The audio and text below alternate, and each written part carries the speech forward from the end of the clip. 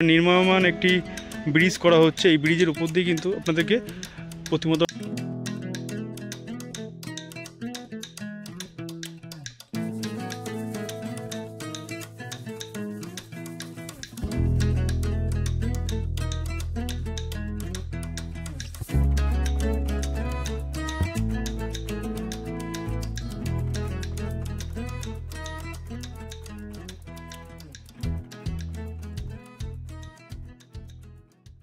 সুপ্রভাত, শুভ শারদীয়ার অগ্রিম শুভেচ্ছা ও উষ্ণ অভিনন্দন আপনাদের সবাইকে জানাই। আর আজকে চলে এসেছি ঐতিহাসিক এক স্থান, সেটা হচ্ছে বনগাঁ শিয়ালদা লাইনের গোবরডাঙ্গা। গোবরডাঙ্গা কিন্তু তার ইতিহাসকে বহন করে চলেছে। একেবারে রন্ধে রন্ধে ইতিহাস কিন্তু এখানে আছে, এবং তাছাড়াও এখানে দুর্গা উৎসব কিন্তু খুব সুন্দরভাবে পালন করা হয়। কলকাতা এবং জেলার বিভিন্ন জায়গায় যেমন দুর্গা উৎসব পালন করা হয়, তার সঙ্গে সঙ্গে গোবরডাঙ্গাতে কিন্তু বেশ কিছু বছর ধরে খুব সুন্দর সুন্দর পূজা মণ্ডপ উপহার দিচ্ছে আমাদের সামনে। সেই সমস্ত পূজা মণ্ডপগুলি এবং ক্লাবগুলি এবারের কী পুজোর থিম আছে সেটা কিন্তু ঘুরিয়ে ঘুরিয়ে দেখাবো। তো ভিডিওর সঙ্গে থাকুন, দেখতে থাকুন, অবশ্যই ভিডিওটি আপনাদের নিশ্চয়ই ভালো লাগবে। বেরিয়ে পড়েছি স্টেশন থেকে, গোবরডাঙ্গা স্টেশন থেকে মাত্র 5 থেকে 10 মিনিটের হাঁটা পথে প্রত্যেকটা পূজা মণ্ডপ কিন্তু আপনারা পেয়ে যাবেন। সামনে যে পূজা মণ্ডপটা প্রথম পড়বে সেটা কিন্তু আপনাদের দেখাতে চলেছে, এবং প্রত্যেকটা পূজা মণ্ডপের বিস্তারিত কোথা থেকে কীভাবে যাবেন আপনারা সবটাই কিন্তু এই ভিডিওর মাধ্যমে তুলে ধরার চেষ্টা করব।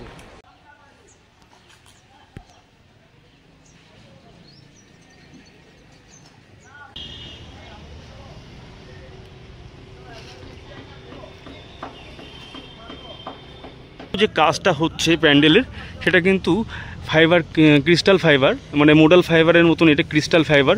বেশিরভাগ প্যান্ডেলগুলিতে এখন কিন্তু এগুলোই দেখা যাচ্ছে, যে এগুলোগুলি মানে আলোর ঝলকানিতে কিন্তু চকচক করবে, আর খুব সুন্দর কিন্তু একটি প্রতিচ্ছবি উঠে আসবে। প্রতিবারের নয়, এবারও কিন্তু গড়পাড়া বিধান স্মৃতি সংঘ তাদের নতুন কিছু চমক নিয়ে আসতে চলেছে। এটা এবার হতে চলেছে বৃন্দাবনের ইস্কন মন্দির। বৃন্দাবনের ইস্কন মন্দির যেটা তৈরি হচ্ছে তারই কিন্তু কাজ চলছে। বিভিন্ন যেখানে কাজকলাপ করা হচ্ছে সেগুলো কিন্তু এগুলো ইনস্টল হবে প্যান্ডেলের অভ্যন্তরে, আর সেগুলো কাটাকুটির কাজ কিন্তু চলছে। মানে বেশিরভাগটাই ফর্মের ওপর কাজ। ফর্মের ওপর কাজ দাদা, ফর্মের ওপর কাজ। আপনারা কি আগের বছর করেছিলেন এখানে? আচ্ছা আচ্ছা আচ্ছা, দেখো পরপর কাজ কিন্তু চলছে এইভাবে ক্লাবের এইখানটাতে।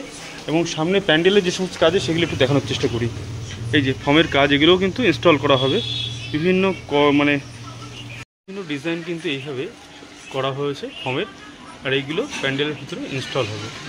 আর এখানে কিছু কাজ করছেন ওনারা, সেগুলো দেখানোর চেষ্টা করি। যে এখানে যারা শিল্পী এবং কারিগর যারা আছেন তারা কিন্তু একেবারে যুদ্ধকালীন তৎপরতার সঙ্গে কিন্তু কাজ চলছে, হাতে বেশি সময় নেই।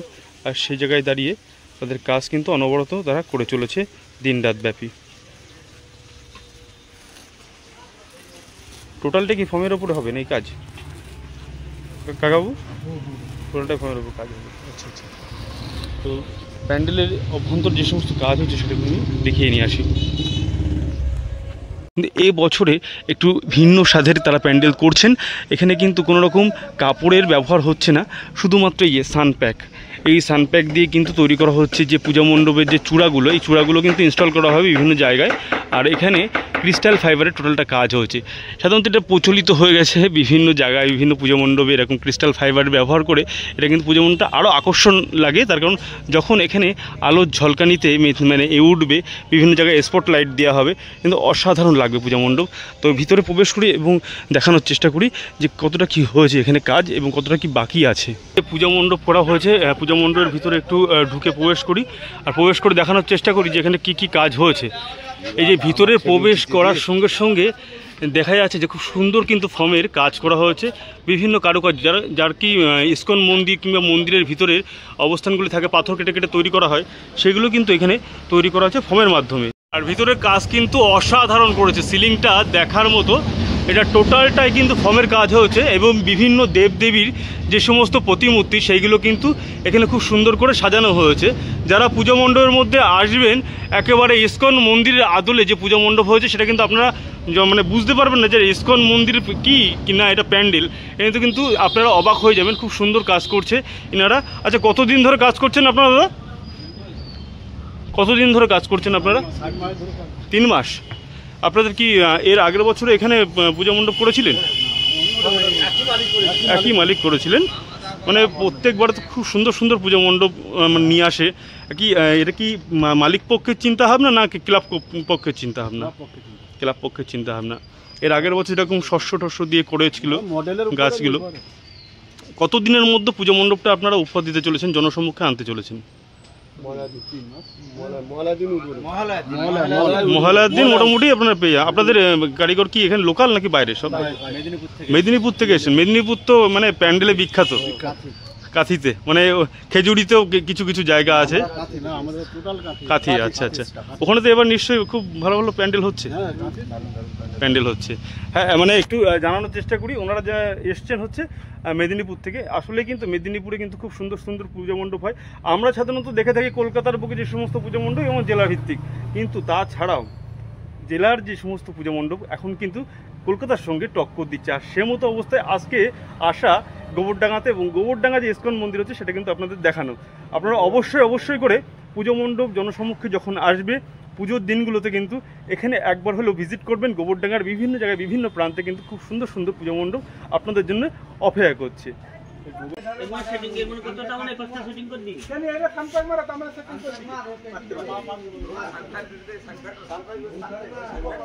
পাড়া বিধান স্মৃতি সংঘের পূজা মণ্ডপের প্রস্তুতি পর্ব আপনাদের কেমন লাগলো অবশ্যই কমেন্ট বক্সে কমেন্ট করে জানাবেন। এবং গোবরডাঙ্গার যে সমস্ত পূজা মণ্ডপগুলি এখনও দেখানো হয়নি সেগুলো কিন্তু আপনাদের দেখাবো। তো ভিডিওর সঙ্গে থাকুন, দেখতে থাকুন, অবশ্যই ভিডিওটি কিন্তু আপনাদের নিশ্চয়ই ভালো লাগবে।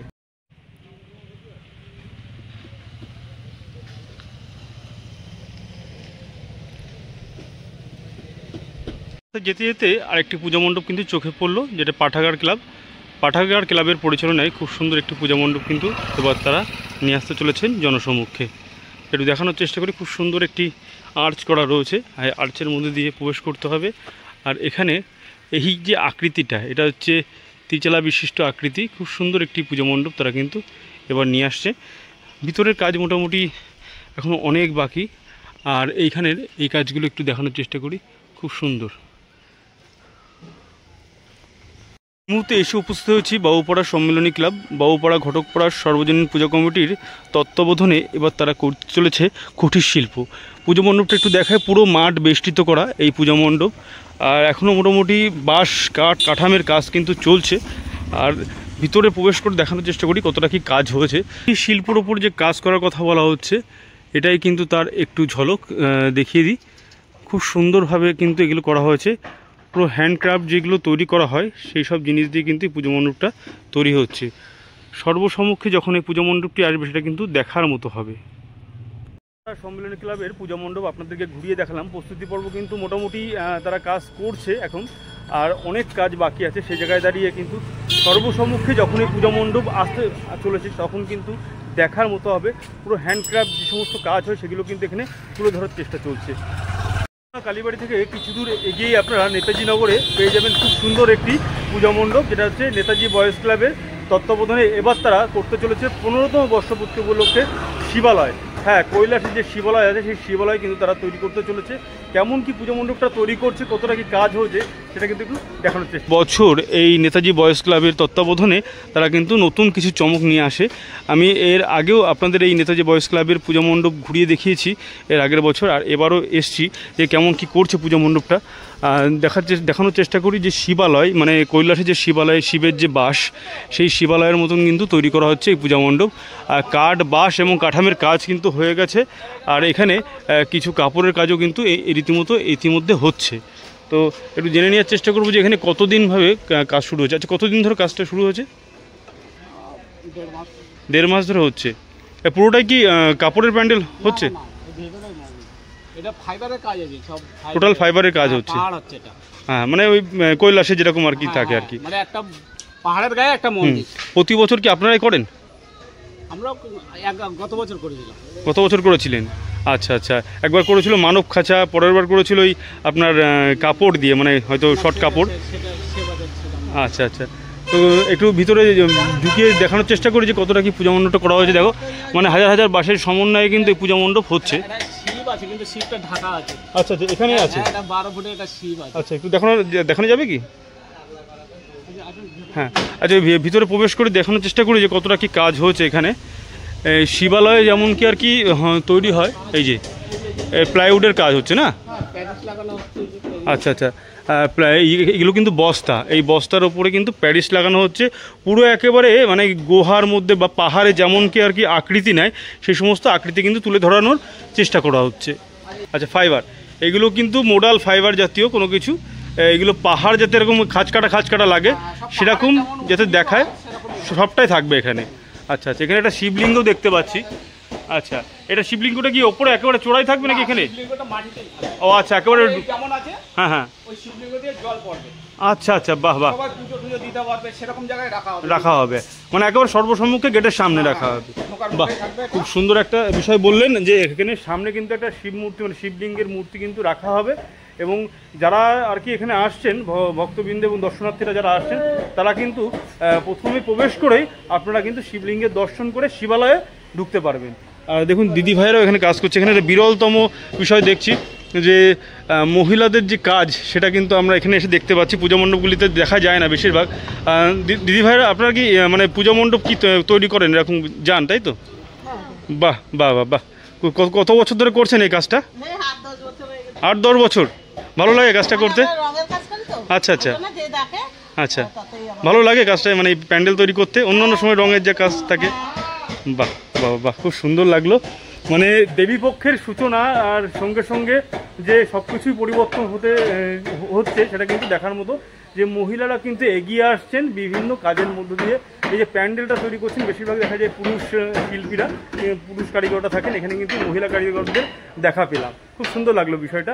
আরও দেখানোর চেষ্টা করি যে পূজা মণ্ডপের সামনে একটি শিব মূর্তি আছে, সেটা কেমন কি আছে সেটা দেখানোর চেষ্টা করব। শিব মূর্তি, খুব সুন্দর একটি শিব মূর্তি আছে পাহাড়ের গায়ে। এখানে মানে এই যে দেখা যাচ্ছে এই যে স্টেজটা এইখানটা এই ডাইসের এই জায়গাটা কিন্তু বসানো হবে। আর মূল চূড়াটা যেটা দেখা যাচ্ছে সেটা কিন্তু আরও উচ্চতা সম্ভবত হবে, তার কারণ এখনও কিন্তু মূল চূড়া কিছু বসেনি, এখনও কাপড় বসবে এবং বিভিন্ন যে ফাইবারের কাজ সেগুলো কিন্তু হবে। খুব সুন্দর লাগবে। ওই কালী মন্দির সম্মুখে বলতে গেলে ইতিহাসের পেছনে চলে যেতে হবে, কারণ এটা কিন্তু জমিদার বাড়ির সঙ্গে এবং এই গোবরডাঙ্গাবাসীর সঙ্গে কিন্তু ওতপ্রোতভাবে জড়িয়ে আছে। এবং এটা খুবই জাগ্রত মায়ের মন্দির, প্রসন্নময়ী কালীমায়েরই মন্দির। এটা হচ্ছে গোবরডাঙ্গাতে অবস্থিত। এবং কালীবাড়ির সামনে সর্বসম্মুখের সামনে এর কিন্তু রাজবাড়িতেও কিন্তু বনেদি পুজো হয়, সেটা কিন্তু দুর্গাপুজোর সময় সর্বসাধারণের জন্য খোলা থাকে।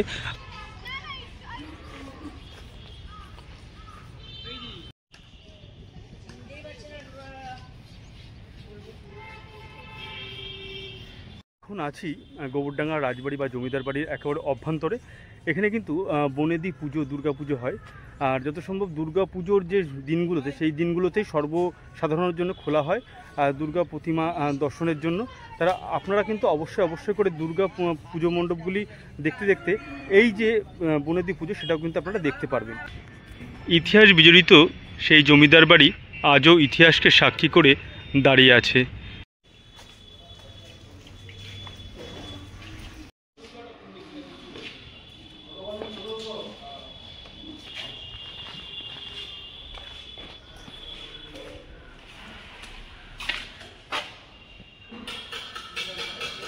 এই মুহূর্তে এসে উপস্থিত হয়েছি কালীবাড়ি বিধান স্মৃতি সংঘ। একেবারে প্রসন্নময়ী কালী মন্দিরের পাশেই অবস্থিত যে প্রাঙ্গণ, এটা হচ্ছে জমিদার বাড়ির প্রাঙ্গণও বলা চলে। এই প্রাঙ্গণে এবারে করতে চলেছে 33তম বর্ষপূর্তি উপলক্ষে তারা সংকল্প। এই সংকল্পের আদলে যে পূজা মণ্ডপটি করছে তারা, কিন্তু বেশ উচ্চতা বিশিষ্ট পূজা মণ্ডপ এবং 4 কোণা বিশিষ্ট এই যে পুরো মাঠটা কিন্তু বেষ্টিত করে রেখেছে। এবং এই একটা বিষয় শুধু নয়, তার সঙ্গে সঙ্গে পূজা মণ্ডপের সঙ্গে সঙ্গে তারা কিন্তু প্রতিমাতেও বেশ কিছু আকর্ষণ তারা রাখেন প্রতি বছর। এবং এই পূজা মণ্ডপের প্রাঙ্গণের চারপাশটাতে কিন্তু বেশ মেলা বসে এবং মানুষের কিন্তু সমাগম এই সময় দেখা যায়। ঠাকুরনতলা আশুতোষ বয়েজ ক্লাব 66তম বর্ষপূর্তি উপলক্ষে এবার তারা খুব সুন্দর একটি পূজা মণ্ডপ উপহার দিতে চলেছে। এখনও পর্যন্ত কাজ চলছে, মোটামুটি কাজ শুরু হয়েছে। বাঁশ কাঠামের কাজ কিন্তু সম্পন্ন হয়ে গেছে। আরও যে সমস্ত কাজগুলি আছে সেগুলো কিন্তু মোটামুটি তৎপরতার সঙ্গে তারা কিন্তু কাজ করছে, আর ভিতরেও কাজ চলছে। তো দেখা যাক এই পুজো মণ্ডপটি সর্বসম্মুখে যখন আসবে কেমন লাগে। আর সামনে যে সমস্ত পুজো মণ্ডপ আছে সেগুলো কিন্তু আপনাদের ঘুরে এসে দেখাবো। এই মুহূর্তে এসে উপস্থিত হয়েছি কুণ্ডপুকুর আমরা কজন ক্লাবের একেবারে সম্মুখে। এবং এখানে খুব সুন্দর একটি বিশেষত্ব দেখতে পাচ্ছি যে এই যে জলাশয়, এই জলাশয়ের উপরে একটি পুজো মণ্ডপ করা হয়েছে। এটা যে সম্ভবত একটি রাধাকৃষ্ণের মন্দির, যেটুকু আর কি শোনা মতে বুঝতে পারলাম। তো খুব সুন্দর করছে, কাজ কিন্তু চলছে রীতিমতো, আর খুব তাড়াতাড়ি কিন্তু এই পুজো মণ্ডপটি সর্বসম্মুখে আনতে চলেছে তারা। মানে একটু ভিন্ন স্বাদের প্যান্ডেল হচ্ছে, একেবারে পুকুরের মধ্যে একটি পূজা মণ্ডপ, অসাধারণ করছে কিন্তু। নির্মায়মান একটি ব্রিজ করা হচ্ছে, এই ব্রিজের উপর দিয়ে কিন্তু আপনাদেরকে প্রতিমা দর্শন এবং পূজা মণ্ডপ দর্শন করতে হবে। তো চারি সাইডটা একটু দেখানোর চেষ্টা করি যে পূজা মণ্ডপটা কত সুন্দর করা হয়েছে। এই যে পুরোটাই কিন্তু স্ট্রাকচার, এখানে ডাইস মতো করা হবে। এখানে সর্বসাধারণ যারা আছেন দর্শনার্থী তারা আসবেন, এবং এখানে নৌকাও কিন্তু চলবে, একটা নৌকা ব্যবস্থা করা হয়েছে।